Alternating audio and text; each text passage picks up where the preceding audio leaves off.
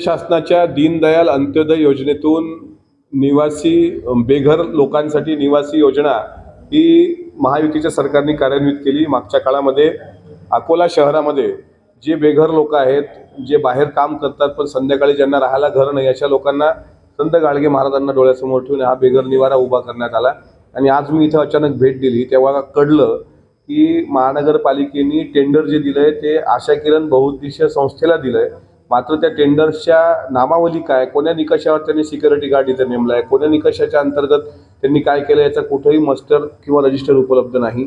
अनेक महिलांचे मी 1 to 1 केलं, म्हाताऱ्या ज्येष्ठ महिलांशी बोललो। त्या म्हणतात एक वेळचं जेवण आम्हाला भेटतं संध्याकाळी, तीही एक सेवाव्रती येतात इथे, सकाळचं जेवण ते हाताने करतात, स्वच्छता सुद्धा ते हाताने करतात। मग अशा बहुउद्देशीय संस्थेला ज्यावेळेस आपण हे टेंडर देतो त्यावेळेस त्याचे नॉर्म्स काय हे मात्र कोणाला, त्या भड मॅडम जे आहेत त्या अद्यापही इथे पोहोचल्या नाहीत। त्यांना आम्ही बोलावलं होतं, पण मग अशा प्रकारे जर सरकारी पैशाचा अपव्यय होत असेल, त्यांना त्यांचं मानधन व्यवस्थित भेटत नसेल आणि नाव आपण गाडगेबाबाचं घेतोय, हे करताना थोडी लाज वाटली पाहिजे। याच्यामुळे सरकार बदनाम होत आहे।